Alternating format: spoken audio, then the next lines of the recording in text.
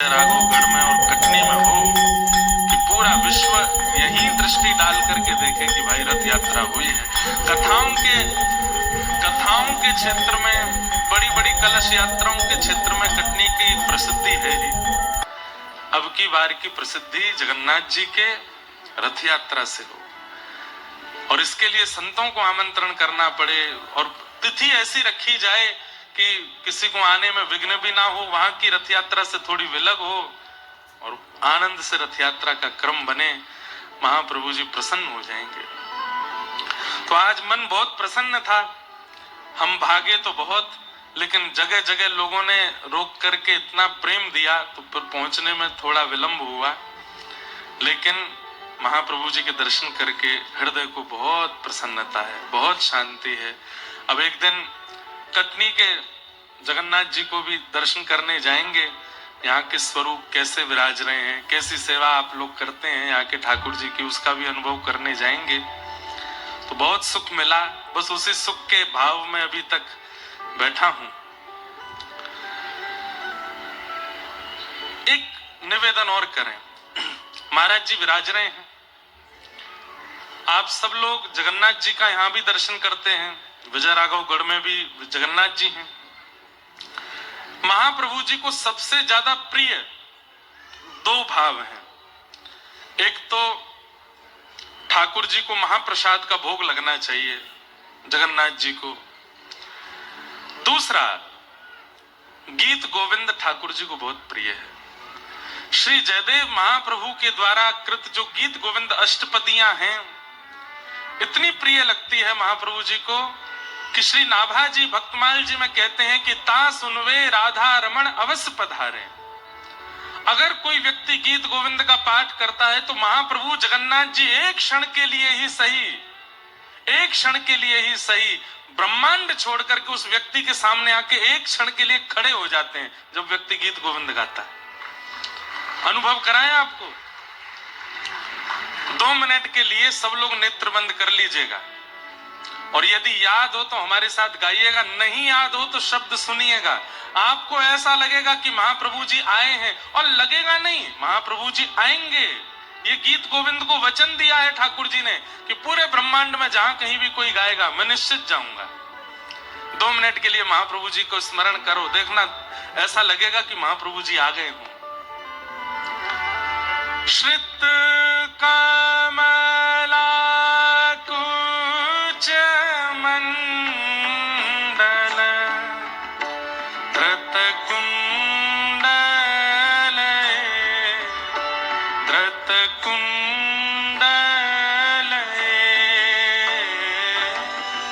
कलित ललित वनमाल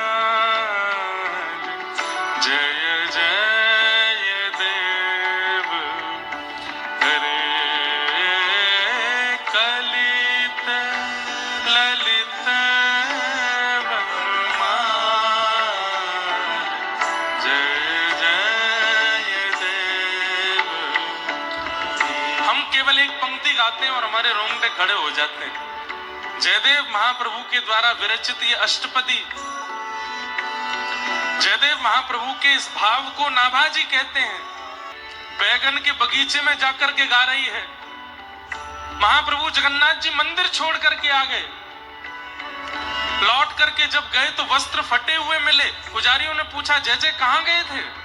बोले एक माली की बेटी बैगन के बगीचे में गा रही थी, सुनने गया था। एक हिंदू व्यक्ति गीत गोविंद का पाठ करता था और उसका मित्र एक मौलवी था। उस मौलवी ने कहा कि मुझे तुम्हारे ईश्वर का दर्शन करना है, कोई तरीका बताओ। तो उन हिंदू महापुरुष ने गीत गोविंद दिया, बोले लो इसका पाठ करना और पाठ करते समय सामने एक आसन बिछा देना, आसन पे थोड़ा जल छिड़क देना शुद्ध पवित्र, और ठाकुर जी से कहना मैं गीत गोविंद गा रहा हूं, आप आ जाओ। मुस्लिम मौलवी गीत गोविंद का पाठ करते थे। 1 साल निकल गया, 1.5 साल निकल गया, आसन रोज रखते थे, लेकिन अभी तक अनुभव नहीं हुआ। एक दिन इतनी जल्दी में थे कि आसन रखना भूल गए, गीत गोविंद याद हो गया था। घोड़े घोड़सवारी करते थे तो घोड़े पर बैठ करके गीत गोविंद गा रहे थे। गाते गाते थोड़ी देर में क्या अनुभव करते हैं कि एक श्याम वर्ण का बालक घोड़े के सामने दौड़ रहा है और सीधे नहीं दौड़ रहा है, उल्टा दौड़ रहा है, दोनों भुजा उठा करके ऊपर। उल्टा दौड़ते हुए उस बालक को देख करके मौलवी ने अपना घोड़ा रोका। अरे बालक, तुम कौन हो और ये उल्टे कैसे दौड़ रहे हो? ठाकुर जी कमर पे हाथ धर के बोले, रोज तो आसन धरे सामने, आज तेने आसन ना लगाया तो चल चल के तेरो गीत गोविंद सुन रहा हूं। मौलवी तुरंत घोड़े से नीचे उतर गए, हाथ जोड़ लिए, दंडवत प्रणाम किया, बोले आप हिंदुओं के नाथ हो?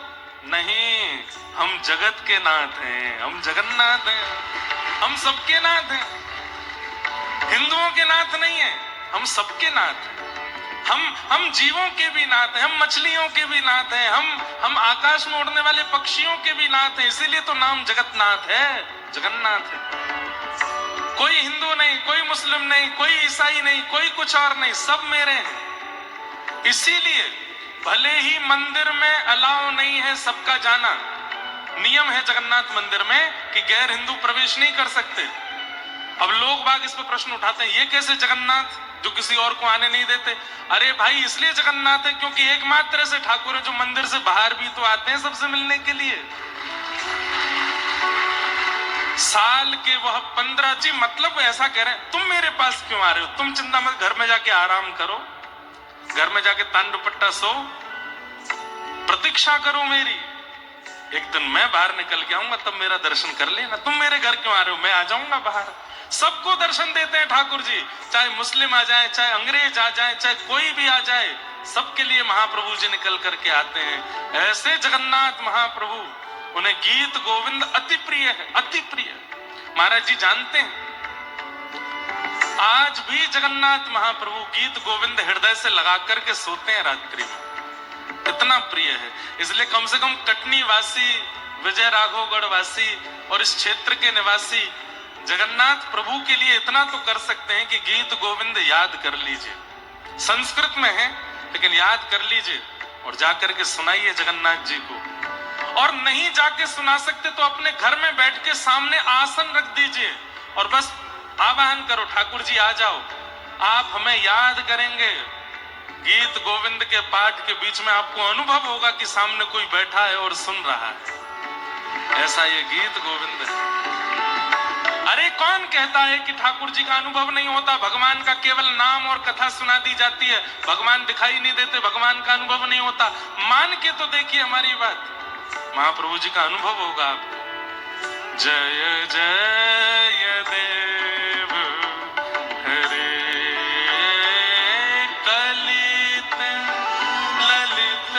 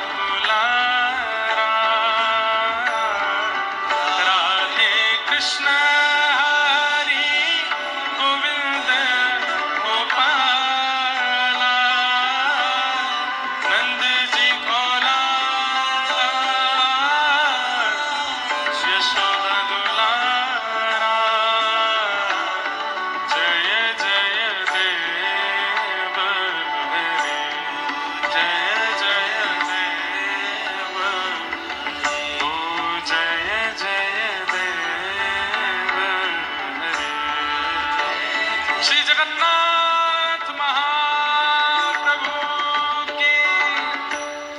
जयदेव महाप्रभु के द्वारा विरचित ये गीत गोविंद की एक पदी है। ऐसी अष्टपदियां अनेक हैं, कोई भी एक याद कर लो, ये सरल है इसलिए आप याद कर लोगे। इसको याद कीजिए और अपने जगन्नाथ जी को नित्य सुनाइए। आप अनुभव करने लगेंगे कि महाप्रभु जी आपके बगल में बैठे। इतना प्रिय है ठाकुर जी को गीत गोविंद। तो बहुत सुख मिला आज विजय राघवगढ़ में जगन्नाथ जी का दर्शन करके, वहां का किला देख करके। और अब तो तीर्थ, हरिहर तीर्थ निर्माण होगा, आपके सारे तीर्थ ही यहीं आ जाएंगे। सबका अनुभव करके बहुत सुख मिला। अब रथ यात्रा की तैयारियां कर दीजिएगा, कथा के बाद खूब जोर शोर से रथ यात्रा निकले, ऐसा भाव। और हमें चित्र भिजवा दीजिएगा, हम देखेंगे कि कटनी में कैसी रथ यात्रा हुई, कैसा अनुभव आप लोगों ने किया। यहाँ पर देखो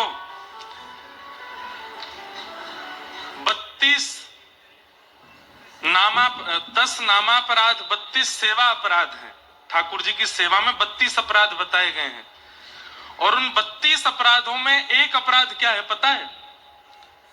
कि ठाकुर जी के वार्षिक नियमित उत्सवों को उत्साह से ना मनाना, ये एक अपराध है। जैसे कि रामनवमी आई और आपने क्या किया?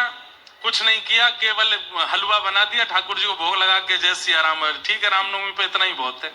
नहीं, जन्माष्टमी हो, रामनवमी हो, नवरात्रि हो, रथ यात्रा हो, कल माघ पूर्णिमा निकल करके गई, ऐसे दिव्य दिव्य मनोरथ जो होते हैं इनको भूला मत कीजिए। महाराज जी के कल एक शिष्य पधारे, उन्होंने मुझको पंचांग भी दिया, उसमें वार्षिक साल भर के सारे कौन सी तिथि पर कौन से उत्सव हैं जरूर मनाया कीजिए। बंधुओं देखिए, किसी नक्षत्र ग्रह की इतनी क्षमता कैसे हो जाती है कि वो हमारे जीवन को बिगाड़ दे। प्रहलाद जी महाराज कहते हैं, कृष्ण ग्रह ग्रहित आत्मा नवेद जगदीश्वर। जिसके जीवन में कृष्ण ग्रह आ जाता है, बाकी के सारे ग्रह हाथ जोड़ के खड़े रहते हैं। शनि ने कुछ बिगाड़ा, राहु ने कुछ बिगाड़ा, किसी और ग्रह ने कुछ बिगाड़ा, आपके जीवन में उथल पुथल क्यों हो जाती है?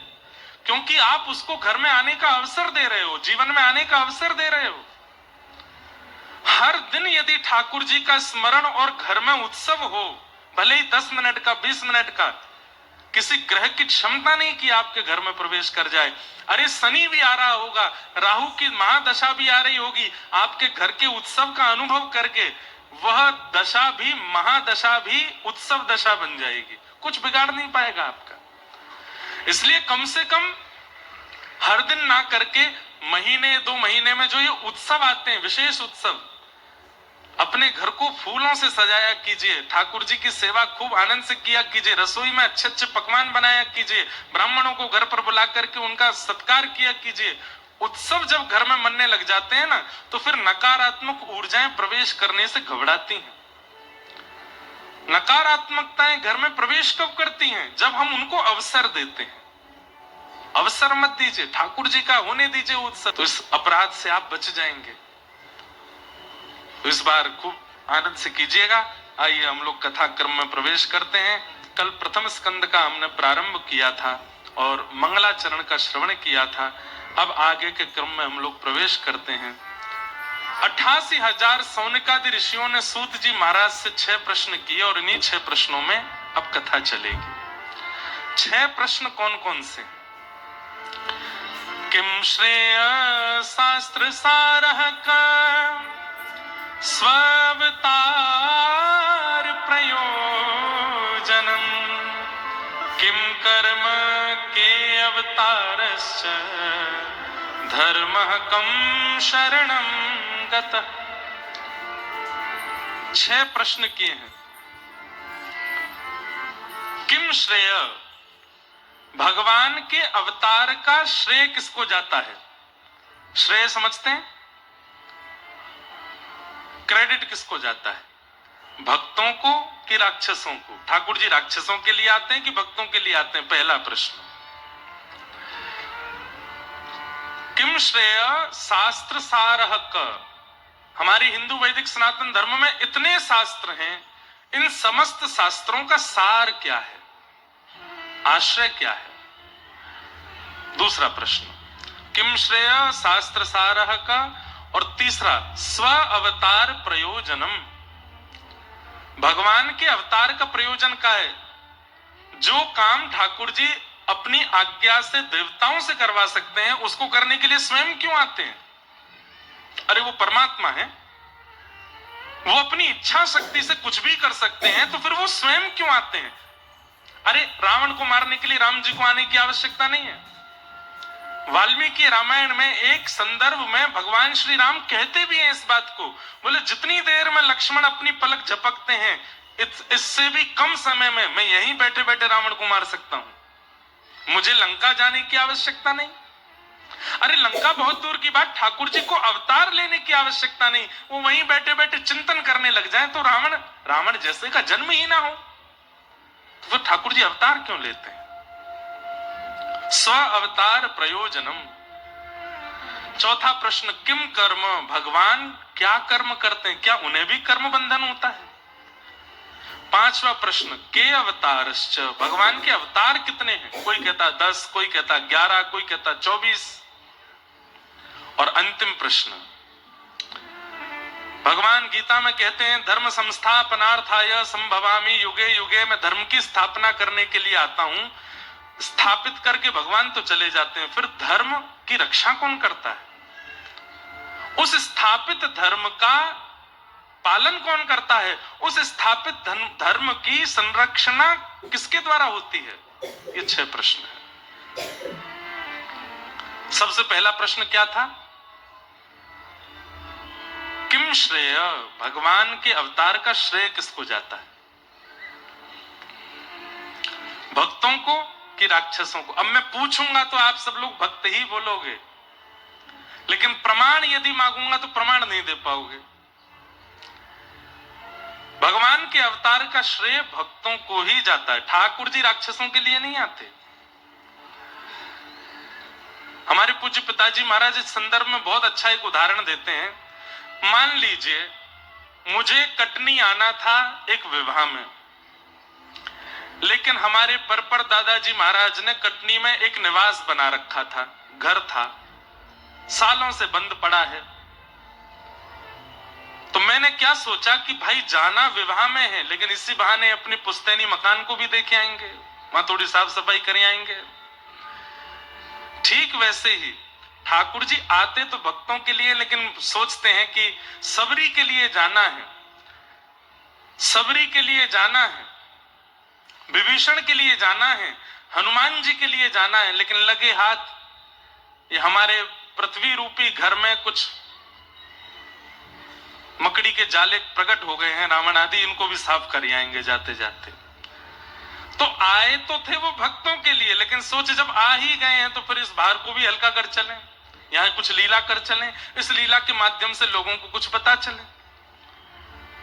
रावण के लिए ठाकुर जी नहीं आए हैं, राक्षसों के लिए नहीं आए, हमारे लिए आए, आपके लिए आए। इसलिए भगवान के अवतार का श्रेय ठाकुर जी अवतार, अवतार मतलब पुकारा है भक्तों ने कि अब तारो नाथ, अब हमसे नहीं हो रहा है, अब आप ही तारो, तब ठाकुर जी का होता अवतार। तो किसके लिए आते हैं ठाकुर जी? हमारे लिए आते हैं। शास्त्र सार का, इतने शास्त्रों का सार क्या है लिख लीजिएगा। हमारे समस्त शास्त्रों के 2 ही सार हैं, लिख लीजिए। समस्त हिंदुओं को पता होना चाहिए कि हमारे शास्त्रों का सार क्या है। अष्टादश पुराणेषु व्यासस्य वचनद्वयम परोपकार पुण्याय पापाय परपीडनम। हमारे समस्त शास्त्रों के 2 ही सार हैं।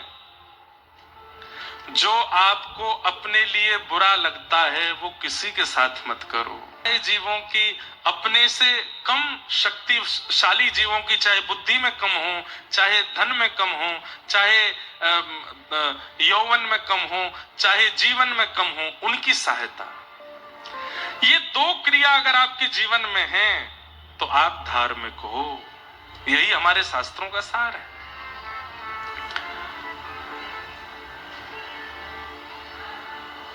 स्व अवतारश्च, भगवान स्वयं अवतार क्यों लेते हैं? ये ठाकुर जी की कृपालुता है। जो कार्य देवताओं के द्वारा भी संपादित हो सकता है। ठाकुर जी मन विचार करते हैं कि नहीं मैं स्वयं जाऊंगा, ये उनकी दयालुता है, ये कृपालुता है। किम कर्म, भगवान का कर्म क्या है? अहम भक्त पराधीन, अपने भक्तों की पराधीनता। के अवतारश्च, भगवान के अवतार कितने हैं? तो श्रीमद् भागवत कहती है अवतारा संख्या, संख्या नहीं है अवतारों की। इस वक्त हम कटनी में बैठ के कथा सुन रहे हैं, इस वक्त भी ठाकुर जी का कहीं अवतार हो रहा होगा, कहीं किसी भक्त पर कृपा कर रहे होंगे, कहीं किसी भक्त के यहाँ ठाकुर जी अनुग्रह प्राप्त करवा रहे होंगे। असंख्य अवतार हैं भगवान के, कोई संख्या नहीं है, निश्चित नहीं है। और अंतिम प्रश्न किया धर्म कम शरणम गतः, ठाकुर जी धर्म स्थापित करके चले गए, ठाकुर जी के जाने के बाद धर्म कहां गया? हम सब प्राणी मात्र की शरण में, हम लोग ही धर्म की रक्षा करते हैं। इसीलिए प्रसिद्ध वाक्य धर्मो रक्षति रक्षित, तुम धर्म की रक्षा करो, धर्म तुम्हारी रक्षा करेगा। हम सबको उत्तराधिकारी बना करके गए ठाकुर जी, भाई मैं लीला पूरी करके जा रहा हूं, अब रामायण पढ़ो, भागवत पढ़ो, गीता पढ़ो, गुरुजनों के आश्रय में रह करके मेरे द्वारा स्थापित धर्म की तुम रक्षा करना। हमें जिम्मेवारी देके गए ठाकुर जी धर्म रक्षण की। ये 6 प्रश्न, और इन 6 प्रश्नों का अब विस्तार से उत्तर सूत जी महाराज संपूर्ण 6 दिन की भागवत में दे रहे हैं। सबसे पहले अपने गुरु को वंदन किया। यम प्रव्रजन्तमनुपेत मपेत कृत्यम द्वैपायनो विरह कातरया जुहाव पुत्रेति तन्मयतया तरवो विनेदु तम सर्वभूत हृदयम मुनिमानतोस्मि। बोलो सुखदेव जी महाराज की। एक बात सुनिए, जीवन में बंधुओं गुरु जरूर होने चाहिए। सदगुरु का आशीष आश्रय जीवन में जरूर होना चाहिए। आपके दीक्षा गुरु हैं तो बहुत ही अच्छी बात है, और दीक्षा गुरु नहीं है तो एक किसी के प्रति शिक्षा गुरु की भावना रखो, जो आपका पथ प्रदर्शन करते हो, जो आपके जीवन को एक राह दिखाते हो। ऐसे गुरु जीवन में निश्चित होने चाहिए। गुरु आश्रय निश्चित होना चाहिए। बंधुओं, गुरु आश्रय किस प्रकार का प्रभाव जीवन में डालता है, अब ये बताने से आपको समझ नहीं आएगा, ये आश्रय में जाने से ही समझ में आएगा कि गुरु आश्रय कैसा होता है। हमारे पूज्य गुरुदेव भगवान के परम कृपा पात्र पूज्य पिताजी, हमारे पूज्य दादा गुरुदेव भगवान के कृपा पात्र पिताजी पूज्य महाराज जी, आप सदगुरु की कृपा कैसी होती है इसका स्पष्ट उदाहरण है। हमारे संजय भैया भी अपने गुरुदेव के, इनके गुरु की कैसी कृपा। अभी उन्हीं के उत्सव में कथा करने आए थे, और उनकी कृपा इन्हीं पे नहीं, पूरे मध्य प्रदेश और कई भारत के क्षेत्र के लोगों पर कैसी कृपा। समझ क्या आता है कि गुरु कोई इंसान नहीं होता, गुरु कोई व्यक्ति नहीं होता, गुरु कोई पदवी नहीं होती। गुरु एक विश्वास का नाम है। उस वाक्य पर जो विश्वास करता है उसकी रक्षा की जिम्मेवारी पर ठाकुर जी रखते हैं। इसलिए गुरु जीवन में अवश्य होना चाहिए। आप यदि स्वच्छंद घूम रहे हैं, आप यदि स्वच्छंद घूम रहे हैं मतलब ऊपर कोई गुरु नहीं है, तो भाई देखो बात थोड़ी कहने में विचित्र सी है, लेकिन थोड़ा समझ जाइएगा। कई बार लावारिश ग्राम सिन्न घूमते हैं नगर में, नगर पालिका वाले जब देखते हैं बहुत ज्यादा हो गए तो पकड़ पकड़ के ले जाते हैं सबको, लेकिन जिनके गले में पट्टा बंधा होता है नगर पालिका वाले कहते हैं किसी का है, इसको मत पकड़ो। संत श्री कबीरदास जी का एक दोहा जैसा, कुत्ता राम का मोती मेरा नाम, गल विच डोरी प्रेम की जित खींचे उत जाऊं। गुरुदेव जब आपके मस्तक पर उर्दपुंड लगा देते हैं, हमारे श्री वैष्णव परंपरा में पंच संस्कार हो जाता है, शंख चक्र अर्पित कर देते हैं, गले में तुलसी माला धारण करा देते हैं, नाम प्रदान कर देते हैं, मंत्र प्रदान कर देते हैं, तो फिर यमराज के जो दूत घूमते रहते हैं पृथ्वी पर, वो लावारिशों को ही पकड़ पकड़ के लेके जाते हैं। जैसे ही दिखाई देता, नहीं नहीं उर्दपुंड लगा रखा है, गुरुदेव का आशीर्वाद है, गुरु के बताए हुए पथ पर चल रहा है, मतलब किसी का है, इसको नरक नहीं ले जाना, इसका न्याय ठाकुर जी कर लेंगे, इसको जो करना है वो ठाकुर जी देख लेंगे। तो कम से कम जीवन में एक गुरु का होना आवश्यक है। और गुरु का होना मतलब ये नहीं कि केवल गुरु जी बना दिए, अब गुरु जी जाने गुरु जी का, उनकी वाणी पर विश्वास। सूरदास जी महाराज को नेत्रों से दिखाई नहीं देता, देख नहीं सकते वो दुनिया को, लेकिन महाप्रभु श्रीमन वल्लभाचार्य जी महाराज की ऐसी कृपा, जिस दिन से दीक्षा प्रदान की, ब्रह्म संबंध प्रदान किया सूरदास जी को, बिना नेत्रों के सब कुछ अनुभव करते थे। प्रसिद्ध कथा है कि मंदिर में सूरदास जी जाते थे और ठाकुर जी की जैसी पोशाक होती थी वैसा भाव गा के सुना देते थे। आज ठाकुर जी ने नीली पोशाक पहनी है, आज ठाकुर जी ने गले में सोने के हार पहने हैं, आज ठाकुर जी ने ऐसा मुकुट पहना है। पुजारी जी बोले, ये सूरदास जी रोज ये कैसे बता देते हैं कि क्या पहना है ठाकुर जी ने? खूब सबको कह दिया, इनको कोई बता देता है, कोई बताना नहीं, सब प्रयास कर लिए, लेकिन फिर भी वो बता देते आज ठाकुर जी ने क्या पहना है।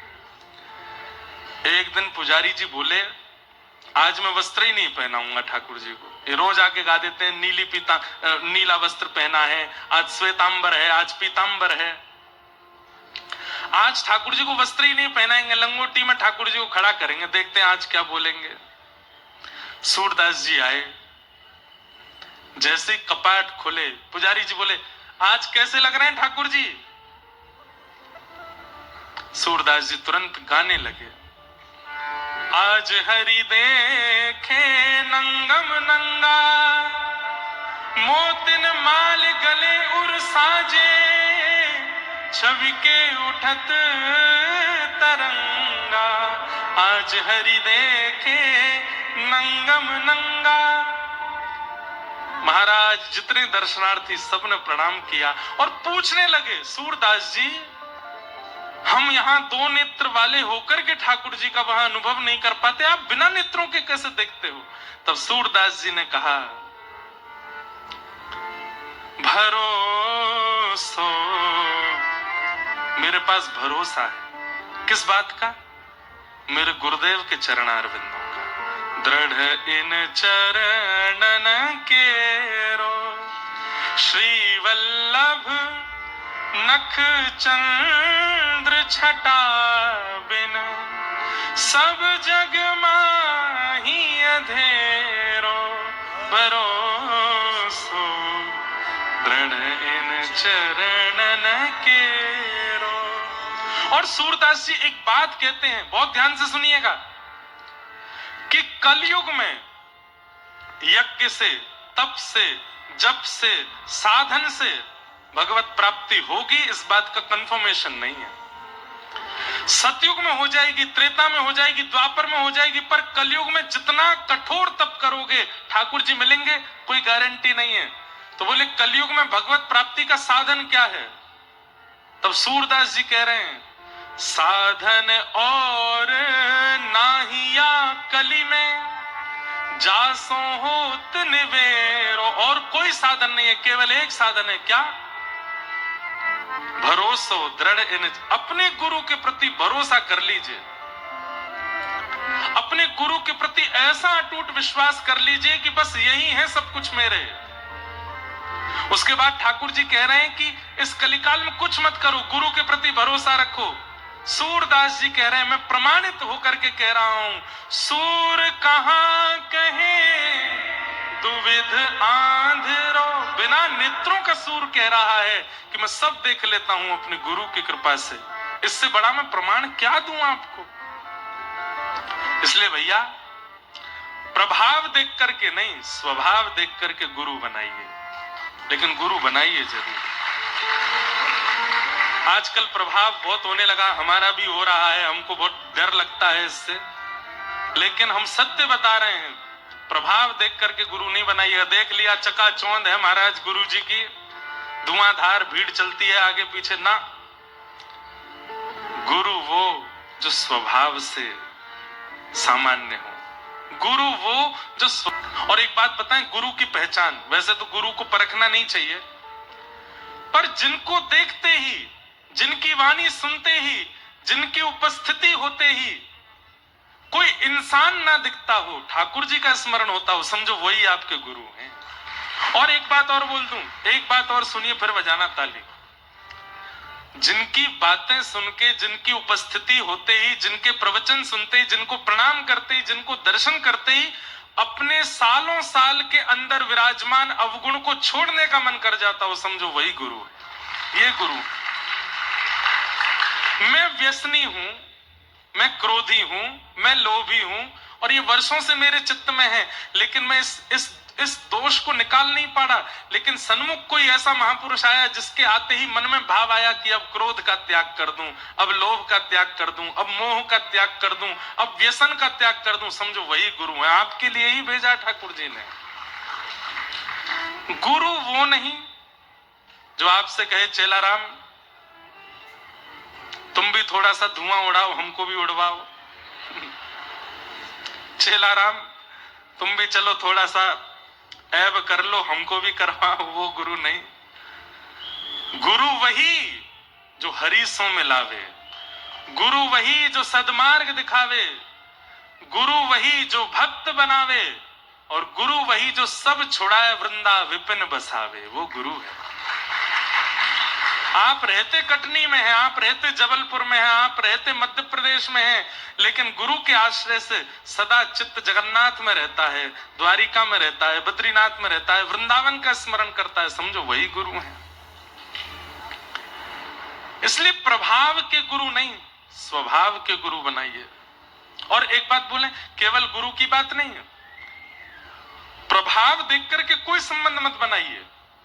ना मित्र बनाइए, ना भाई बनाइए, ना पत्नी बनाइए, ना पति बनाइए। और ये सामाजिक संबंध जो बन जाते हैं हमारे कई सारे, अरे तुम मेरे मुंह बोले बहन हो, तुम मेरे मुंह बोले भाई हो, प्रभाव देख करके सब बहुत जल्दी बना लेते ना। प्रभाव नहीं, प्रभाव का स्वरूप है, बहुत दिन तक टिकता नहीं है, पर स्वभाव सदा रहता है, सदा रहता है। रावण प्रभावशाली था, और मैं अगर कह दूं तो प्रभु श्री राम के समय पर कुछ समय के लिए प्रभु श्री राम से ज्यादा प्रभाव कहीं ना कहीं रावण का हो रहा था, लेकिन प्रभाव नहीं, स्वभाव की विजय हुई। श्री रामचंद्र कृपालु भज मन हरण भव भय दारुणौ, नव कंज लोचन कंज मुख कर कंज पद कंजारुणौ। श्री राम, उनके स्वभाव की विजय हुई। वो मर्यादा पुरुषोत्तम है, पिता के प्रति मर्यादा, पत्नी के प्रति मर्यादा, मित्र के प्रति मर्यादा, अरे कहां तक कहें शत्रु के प्रति मर्यादा, सब मर्यादाओं का पालन करने वाले राघव जी की विजय हुई। क्यों? प्रभाव नहीं, स्वभाव। और आप सबसे भी एक निवेदन करें, अपने प्रभाव पर काम मत कीजिए, स्वभाव पर काम करो। प्रभाव देख करके तो कोई भी नतमस्तक हो जाता है, पर स्वभावशाली व्यक्ति तो स्वप्न में भी आता है, स्वभावशाली व्यक्ति तो चित्त में भी रहता है, स्वभावशाली व्यक्ति तो सदा स्मृति में रहता है। इसलिए स्वभाव बनाइए ऐसा कि सबके प्रिय बन जाओ, और जिस दिन आपका स्वभाव सर्वप्रिय हो गया, समझ जाइएगा आप ठाकुर जी के प्रिय हो गए, ठाकुर जी को भा गए। स्वभाव पर क्रिया करो, तो गुरु जीवन में निश्चित होने चाहिए। एक प्रसंग, एक कथा सुना दें। इस कथा से आप लोग गुरु कृपा को समझिएगा, तो और दो चार बातें और होंगी इसमें, उन पर ध्यान मत देना। एक गुरु जी थे, संत थे, तो उन संत का बहुत बड़ा आश्रम था, नदी के किनारे गंगा जी के तट पर। बहुत सारे साधु महात्मा उनके साथ रहते थे। एक बार उन गुरु जी का, सन्यासी महात्मा थे, किसी स्त्री पर मन आ गया और वो महात्मा जी ने ब्याह कर लिया।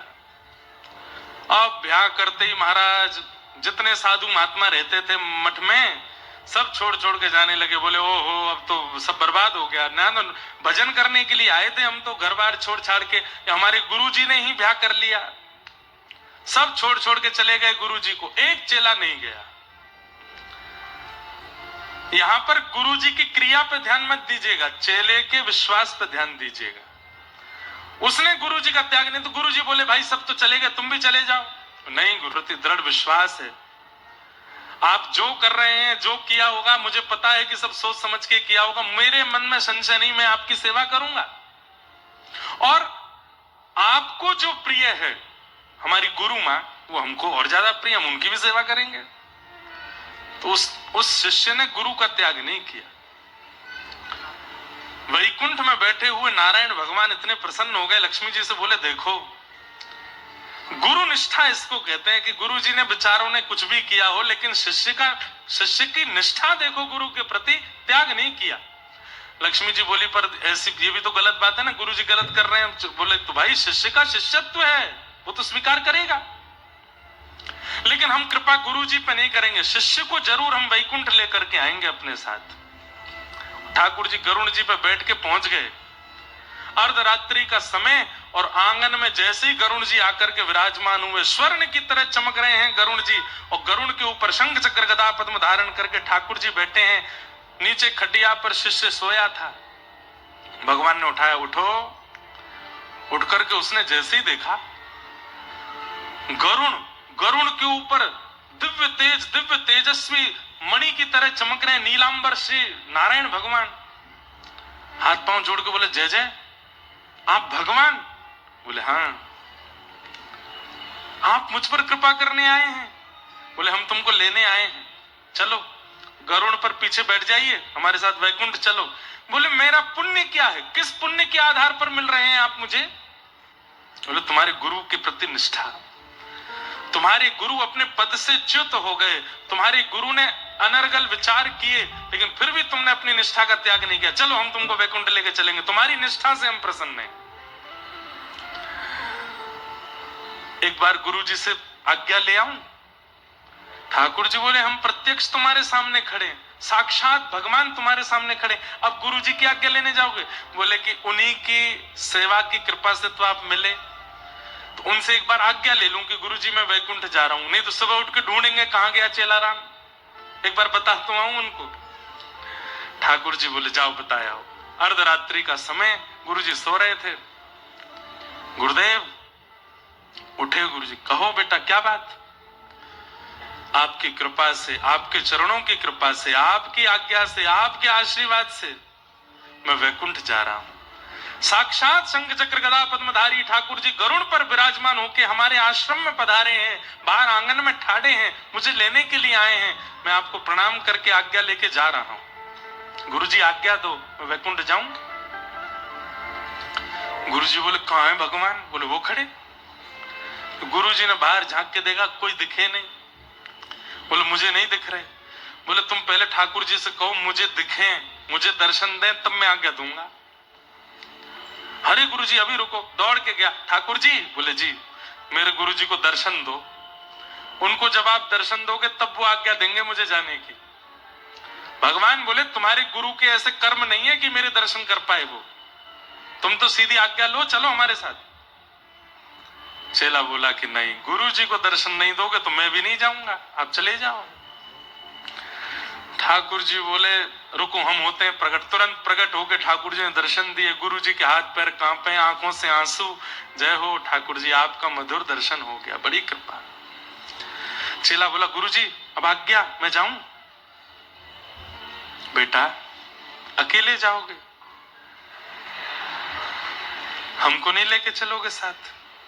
तुम बेटा वैकुंठ में मेरी सेवा के बिना कैसे रहोगे? और तुम चले जाओगे तो यहां मेरी सेवा कौन करेगा? तुमने विचार नहीं किया एक बार भी? चेला तो रोने लगा, अरे मेरे गुरुदेव आपको मैं नहीं रुकी। ठाकुर जी बोले जी गुरु जी भी चलेंगे वैकुंठ। ठाकुर जी बोले सुनो, वैकुंठ जाने के नियम होते हैं और तुम्हारे गुरुजी ने सारे नियम उल्लंघन किए हैं। चुपचाप बैठो, चलो हमारे साथ। हमने एक बात मान ली, अभी बार बार तुम्हारी बात नहीं मानेंगे। सुनिए ठाकुर जी, मैंने तो नहीं बुलाया था आपको, खुद आए हो आप। मेरे गुरुजी जाएंगे तो मैं जाऊंगा, नहीं तो मैं भी नहीं जा रहा। या तो मेरे गुरुजी को लेके चलो, नहीं तो खा लिया। गरुण जी बोले जय जय। ठाकुर जी एक बार बोले चलो गरुण, इसके तो बड़े नखरे हैं। गरुण जी बोले लक्ष्मी जी को क्या उत्तर दोगे? उनसे तो आप बड़ा कह के आए थे, इसकी निष्ठा पे मैं प्रसन्न हूं, इसकी निष्ठा पे मैं राजी हो गया हूं। ले चलो, कौन से बड़े हैं? आज सुन लेंगे कि चेला की कृपा से गुरु भी तर गए। नहीं, सुनिए, मैं थोड़ा संशोधन करूं। गुरु की कृपा से चेला तरे हैं, पर चेला की निष्ठा से गुरु उतर रहे हैं, ये पहली बार होगा। चेला की कृपा नहीं होती, चेला की निष्ठा होती, शिष्य की निष्ठा होती है। ठाकुर जी बोले जल्दी करो, हम पे समय नहीं है, बैठो। अपने गुरु जी को भी बैठाओ, चलते हैं इनको लेके। गुरु जी चलिए। ठाकुर जी राजी हो गए। जैसे ही गुरु जी तैयार हुए, बोले सुनो चेलाराम, गुरु मां को बताया हूं कि मैं वैकुंठ जा रहा हूं।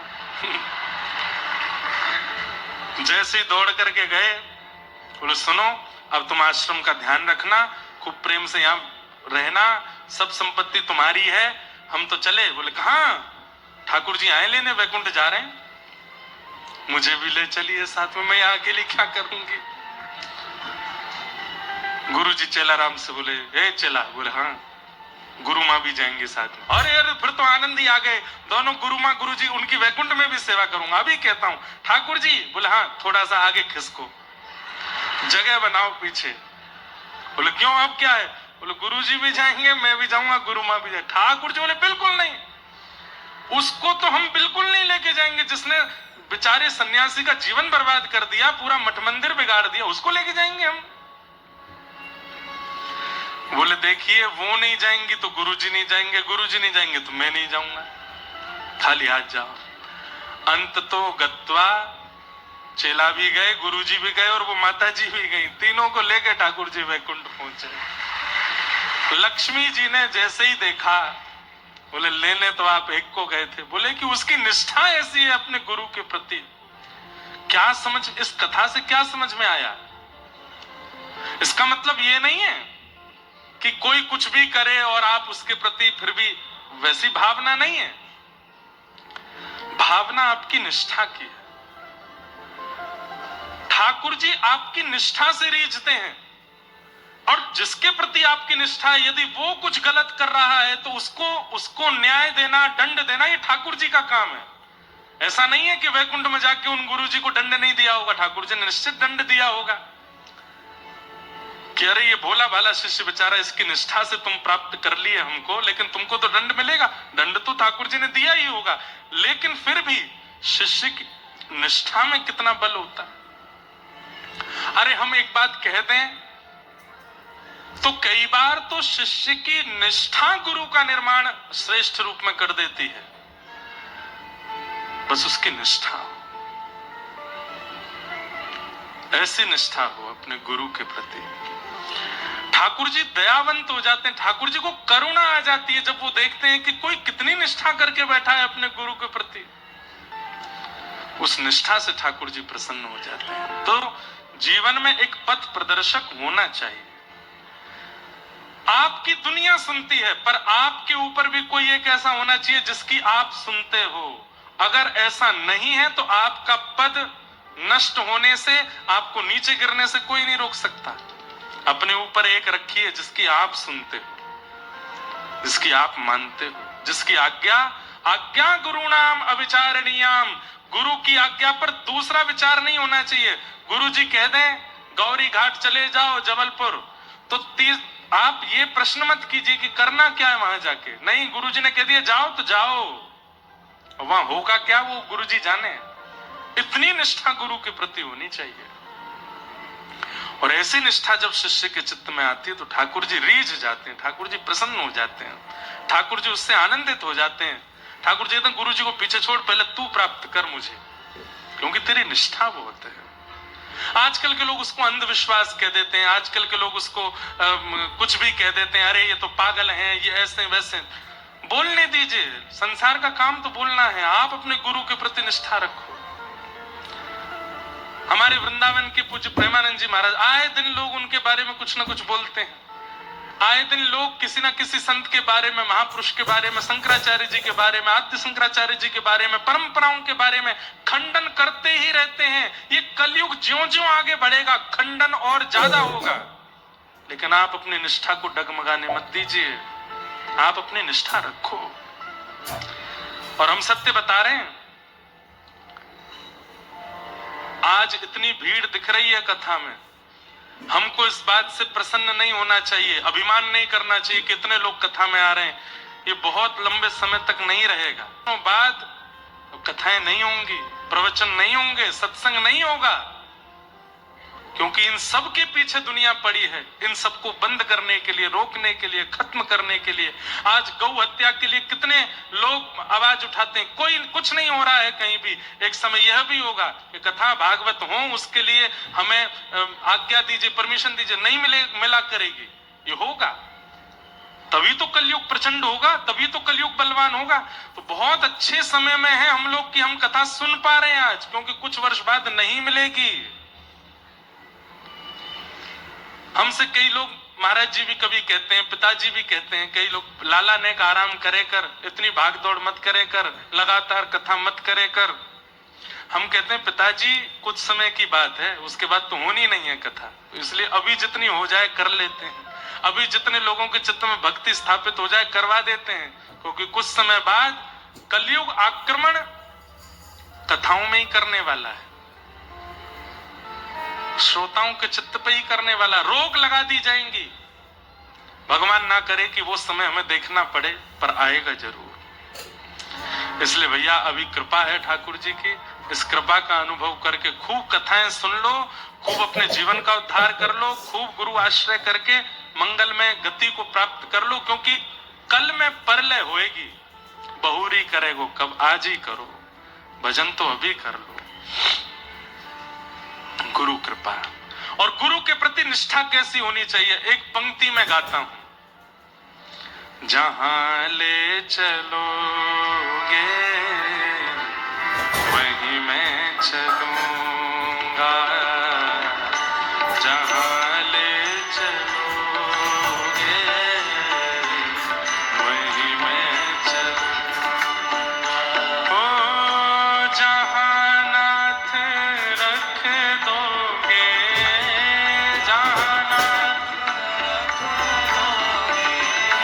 जहां नाथ रख दोगे, जहां नाथ हो वहीं मैं रहूंगा, जहां ले चलोगे वहीं मैं चलूंगा।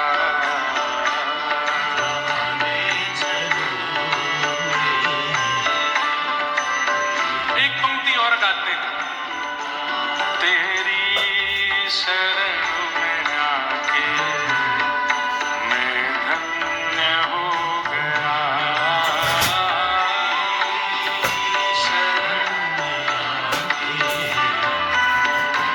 इतनी संख्या में बैठे हो, करताल बजा के गाइए, ऊंचे स्वर में बोल करके गाइए। तेरी शरण में आके मैं धन्य हो गया,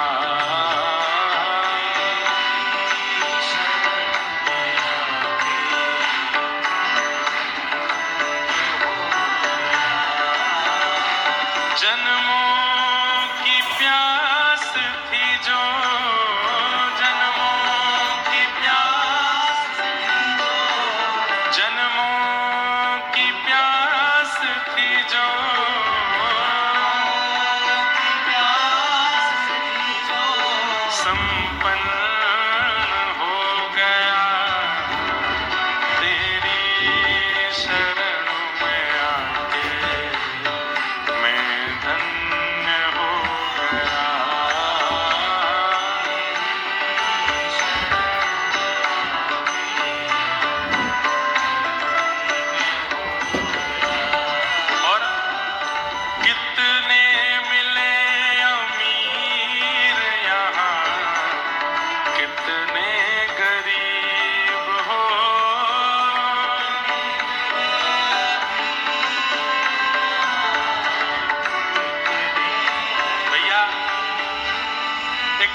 कर दें, कटनी वालों की गले की बलैया ले रहे हैं। कितना मीठा गाते हो आप लोग, थोड़ा सा हल्का सा ऊंचा गाओगे तो और आनंद आएगा। और सबसे अच्छी बात है, इतनी संख्या में लोग ताल में ताली बजा रहे हैं, नहीं तो बेताल हो जाते हैं लोग। एक बार अपने लिए ताली बजाओ कटनी वाले सब लोग, बहुत बढ़िया। ठाकुर जी कोई की नजर नहीं लगाए आपको, भाव से गाओ। कितने मिले अमीर यहाँ, कितने गरीब हो, कितने मिले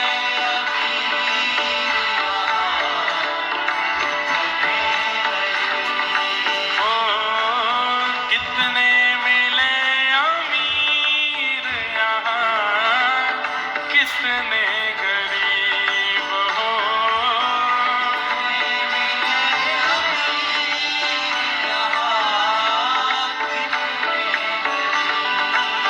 ऊपर आप मिल गए तो, ऊपर आप मिल गए, ऊपर आप मिल गए तो, ऊपर आप मिल गए, मैं धनवान हो गया।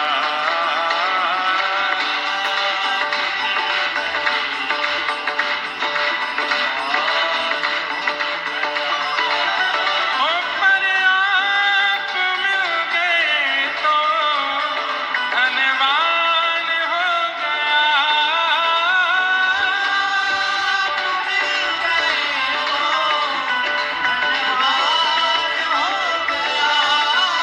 ओ तेरी शरण में आके मैं धन्य हो गया।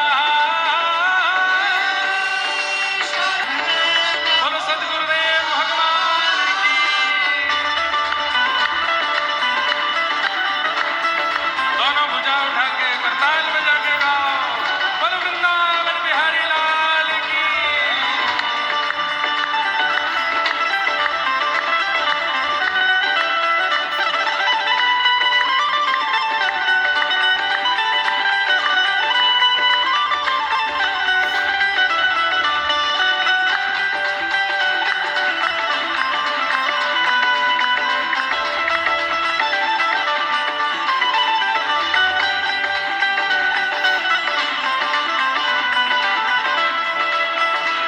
और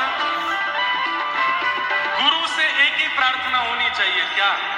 करना कभी ना दूर प्रभु, चरणों से आप हो।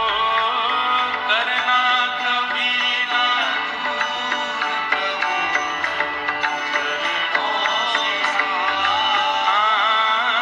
करना कभी ना दूर प्रभु, चरणों से आप हो।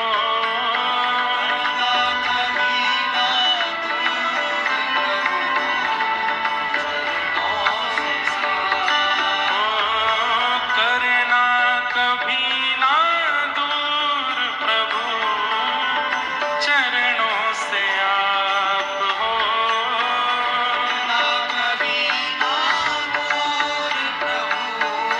क्यों क्यों? ओ चरणों के ही सहारे, चरणों के ही सहारे, ओ चरणों के ही सहारे, चरणों के ही सहारे।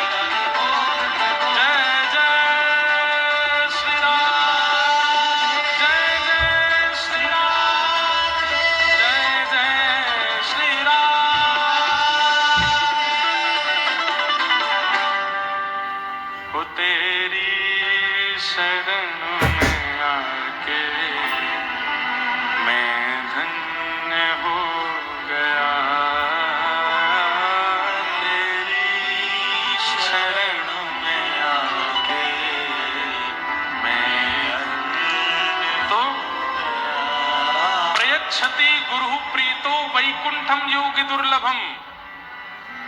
इस बात को विश्वास करने में अब कलयुग में लोगों को बड़ा श्रम होता है, लेकिन ये बात बिल्कुल सत्य है कि गुरु यदि आपकी सेवा से प्रसन्न हैं तो वह योगियों को दुर्लभ, ज्ञानियों को दुर्लभ जो वैकुंठ है वो गुरु की केवल प्रसन्नता से प्राप्त हो जाएगा, गुरु यदि प्रसन्न है तो। बंधुओं,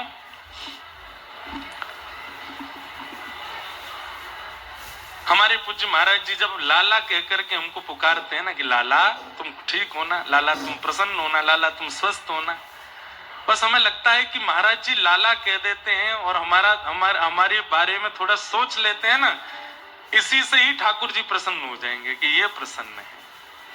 हमारे पूज्य गुरुदेव भगवान पूज्य पिताजी महाराज 5 तारीख को वे भी कथा में यहाँ पधार रहे हैं। अभी 4 को आ रहे हैं कि 5 को आ रहे हैं, 4 या 5 में से किसी एक दिन आ रहे हैं। अभी छत्तीसगढ़ में कथा चल रही है, वहां विश्राम करके फिर यहाँ भी पधारेंगे। उनका भी भाव है कि हमारे गुरु स्थान पर कथा चल रही है कटनी में, तो हम भी पहुंचेंगे। वे प्रसन्न हो जाते हैं जब अपने शिष्य से, अपने दास से, तो हमें लगता है कि बस ठाकुर जी प्रसन्न हो गए। गुरु की प्रसन्नता, प्रयच्छति गुरु प्रीतो वैकुंठम योग दुर्लभम। गुरु प्रसन्न है तो ठाकुर जी प्रसन्न हो जाएंगे। सूत जी महाराज ने अपने गुरु को वंदन किया और वंदन करते हुए सूत जी महाराज अब यहां से कहना प्रारंभ करते हैं और कहते हुए क्या कह रहे हैं, बहुत सुंदर बात।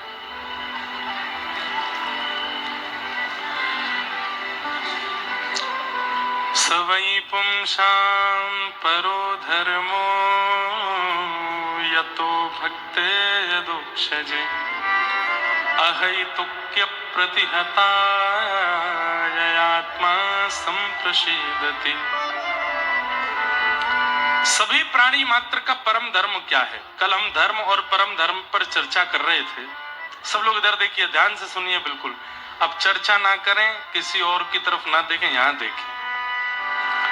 सवै पुंसाम परो धर्मो यतो भक्तिर अदोक्षजे।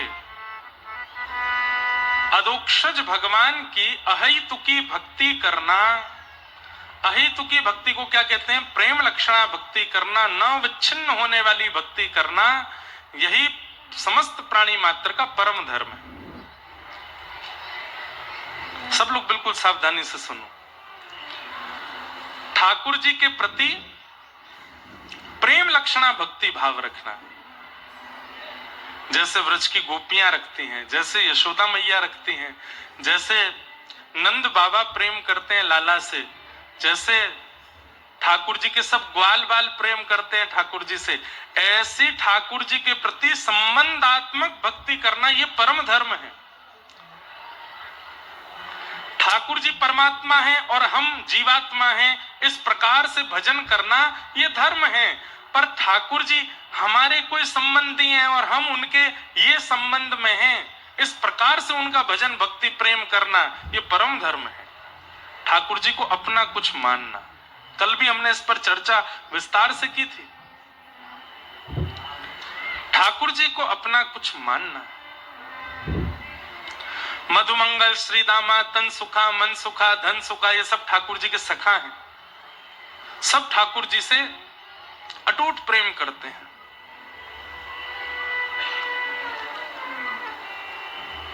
शास्त्रों में कहीं कहीं वर्णन आता है कि जब ठाकुर जी गौ चारण करके लौटते हैं, वाह, आओ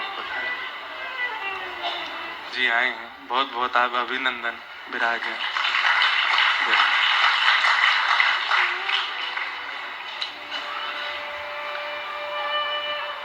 महाराज जी ये भी अद्भुत हैं।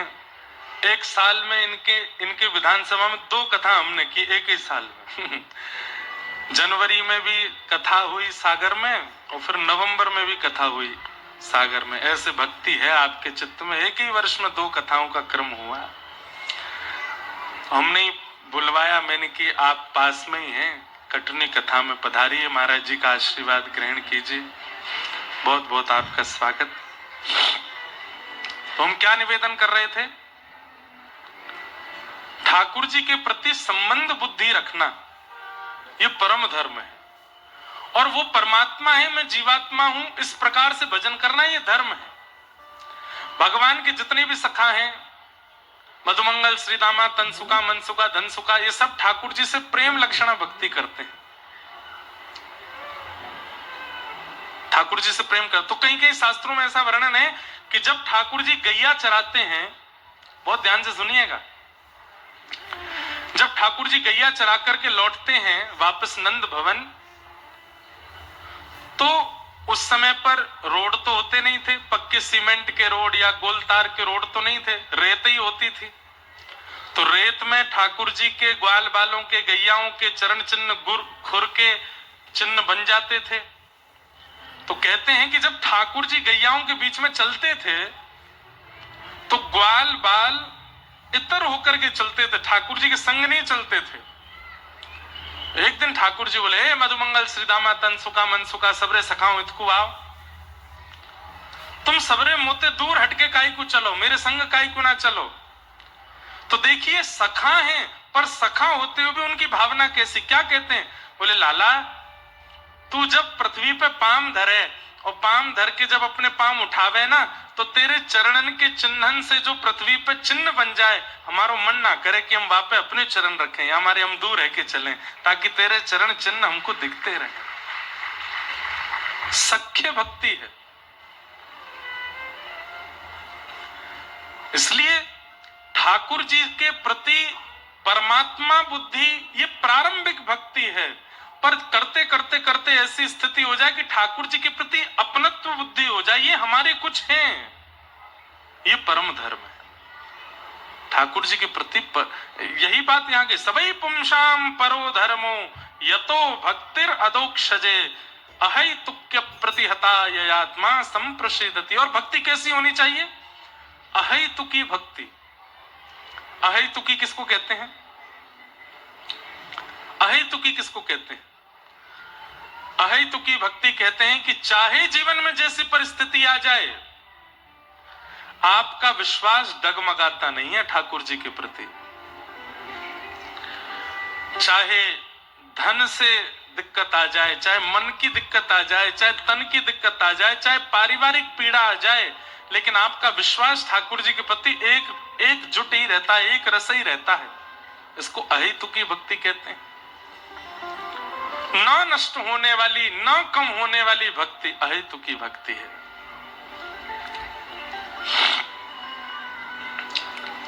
धर्मस्य यापवर्गस्य नार्थोऽर्थायोपकल्पते नार्थस्य धर्मैकान्तस्य कामो लाभाय स्मृत।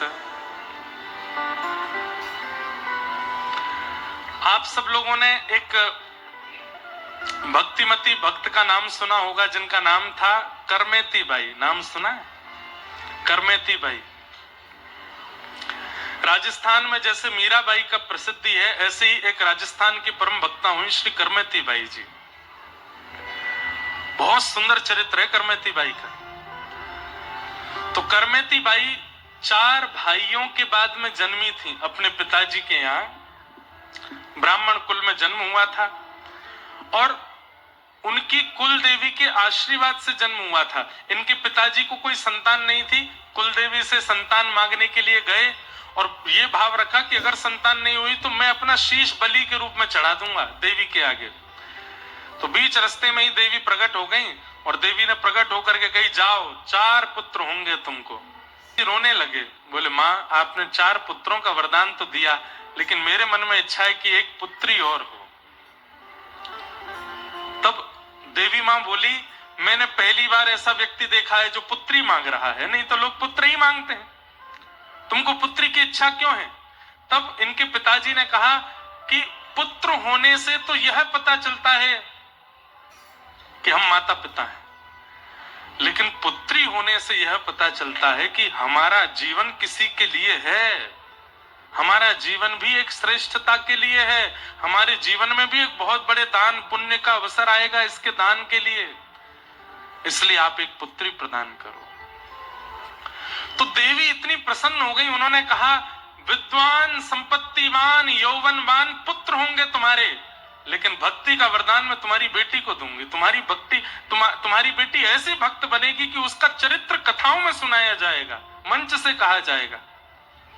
और तब उन्हीं ब्राह्मण के घर में 4 पुत्र हुए। 4 पुत्रों के बाद देवी की कृपा से, कुल देवी की कृपा से कृष्ण भक्त श्री करमेती बाई जी का जन्म हुआ, जिनका चरित्र नाभाजी ने भक्तमाल जी में भी गाया और भी कई संतों ने गाया।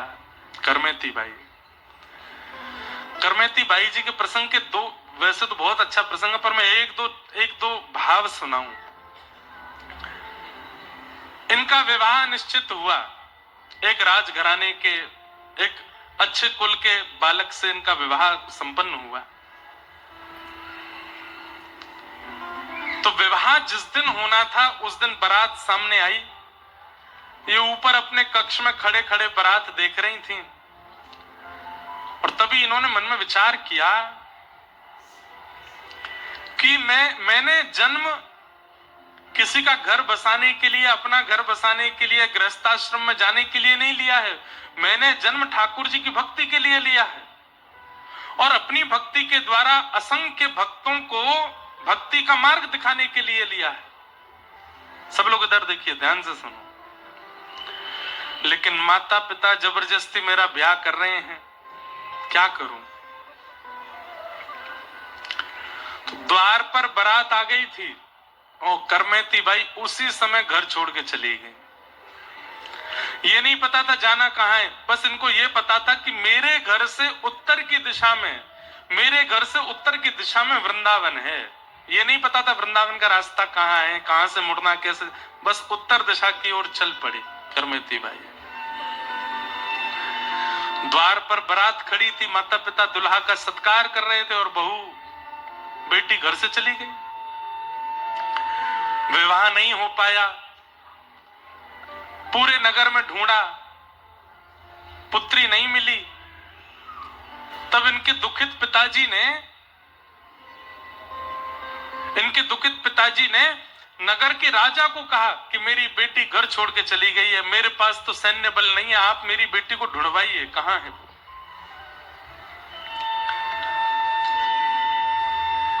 तब राजा ने अपनी सेना लगा दी, बोले ढूंढ के लाओ, कहां गई है ब्राह्मण देवता की पुत्री? तो सेना दौड़ी, चप्पा चप्पा ढूंढने लगी, कहां है, कहां है। आजकल के बच्चे इन्फ्लुएंस मत होना करमेती बाई से, ये भी तो घर छोड़ के गई थी, पर घर छोड़ के कितनी परम पवित्र भक्ति के लिए गई, आगे सुनिएगा। करमेती बाई को पता चल गया कि राजा की सेना मुझको ढूंढ रही है, कहां छिपूं, ये तो चप्पा चप्पा छान रहे हैं। तभी इन्होंने देखा कि एक रेगिस्तान में ऊंट पड़ा है मरा हुआ, और गीदड़ आदि उस ऊंट को भीतर से खा गए, बाहर का कंकाल बस पड़ा है। अरे उस ऊंट के पास जाना बहुत दूर की बात है, किलोमीटरों दूर तक उसकी दुर्गंध आ रही थी, इतनी दुर्गंध आ रही थी। करमेती बाई दौड़ करके गई और उस ऊंट के कंकाल के भीतर जाके छिप गई। आप कहोगे महाराज जी 10-15-20 मिनट छिपी होंगी ताकि सेना चली जाए तो ये निकल के बाहर भाग जाए। 3 दिन तक उसके अंदर छिपी रही। प्रसंग आता है कि करमेती बाई जब वृंदावन पहुंच गई और फिर कालांतर में प्रसिद्ध हो गई, संत जन इनका सत्संग सुनने के लिए जब आते थे, तब एक संत ने इनसे प्रश्न किया कि भाई साहब, हमने सुना है कि जब आप राजस्थान से वृंदावन आई थी तो सेना से बचने के लिए आपने ऊंट के कंकाल में 3 दिन निवास किया। करमेती बाई बोली हाँ। तो फिर उन्होंने कहा क्षमा कीजिएगा, बुरा मत मानिएगा, पर कोई जानवर मर जाता है तो उसके शरीर की दुर्गंध इतनी विष के समान होती है कि उसको एक बार कोई ले लेता है तो उस व्यक्ति का सिर दर्द करने लगता है। आप 3 दिन उस दुर्गंध युक्त ऊंट के पेट में कैसे बैठ गई? बाई बोली 2 बात। पहली बात, जिसके चित्त में प्रेम लक्षणा भक्ति जागृत हो जाती है ना, उसको फिर परिस्थिति से फर्क नहीं पड़ता। जिसके चित्त में प्रेम बढ़ चढ़ के बोलने लगता है कृष्ण भक्ति का, वृंदावन भक्ति का, और प्रेमी व्यक्ति को फिर परिस्थिति से फर्क नहीं पड़ता।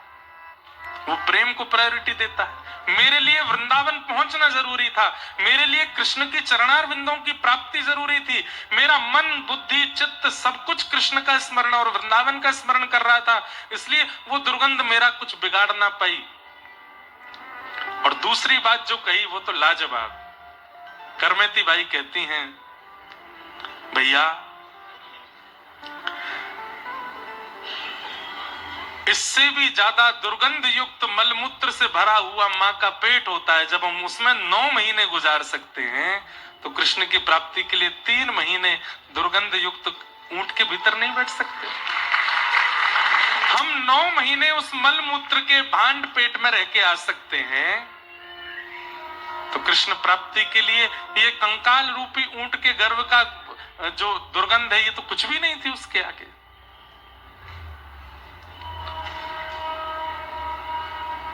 करमेती बाई, कभी मुझे अवसर मिलेगा मैं 2-3 दिन केवल करमेती बाई का प्रसंग, बहुत सुंदर है, बहुत अद्भुत है। हमारे श्री नारायण दास भक्तमाली जी पूज्य बक्सर वाले मामा जी ने पूरी करमेती बाई का चरित्र लिखा है, गाया है, इतना अद्भुत है। मीराबाई का प्रसंग सब सुनते हैं, पर अब करमेती, हम अभी इस वर्ष और कुछ कथाएं करने के बाद में और फिर उन भक्तों के चरित्र सुनाएंगे कथाओं में जिनके चरित्र किसी को पता ही नहीं है, जिनके चरित्र लोगों ने सुने नहीं, ऐसे भक्तों के चरित्र अद्भुत हैं। तो फिर एक प्रसंग और आता है कि करमेती बाई जब वृंदावन आ गई, कुछ सालों बाद इनके पिताजी को पता चला कि करमेती वृंदावन में है, तो वो गुस्से में भर करके लड़ने के लिए अपनी पुत्री के पास गए। यमुना के तट पर परनकुटी बना करके करमेती बाई रहती थी। घर छोड़ा लेकिन भोग विलास में नहीं पड़ी हैं, वो एक तपस्विनी जैसा जीवन जी रही हैं। अरे क्या बताएं, सुंदरता ऐसी थी कि कोई भी मोहित हो जाता, पर भजन के प्रभाव से करमेती बाई ने अपना रूप ऐसा बना लिया कि कोई काम भाव से अगर उनके पास आ भी जाता था तो करमेती बाई का रूप देख करके उसका काम नष्ट हो जाता था। ऐसी करमेती बाई। पिताजी क्रोध में भर के आए, वृंदावन में पूछा कहां है करमेती, किसी ने बताया यमुना के तट पर बैठी हैं, कुटिया बना के रहती हैं। जैसे ही पिताजी ने करमेती बाई की कुटिया देखी, आधा क्रोध तो वहीं ठंडा हो गया। उस कुटिया में मानो जैसे भक्ति नृत्य कर रही हो, और जैसी कुटिया के भीतर प्रवेश करके करमेती को देखा, पिता के नेत्र सजल हो गए। क्या कमी थी घर में? मखमली चादर, मखमली गद्दे पर सोना, 3 समय 4 समय गरम गरम फुल्का पाना, एक राजघराने जैसा शौक, सब कुछ छोड़ करके मेरी बेटी यहां बालुका में बैठी है।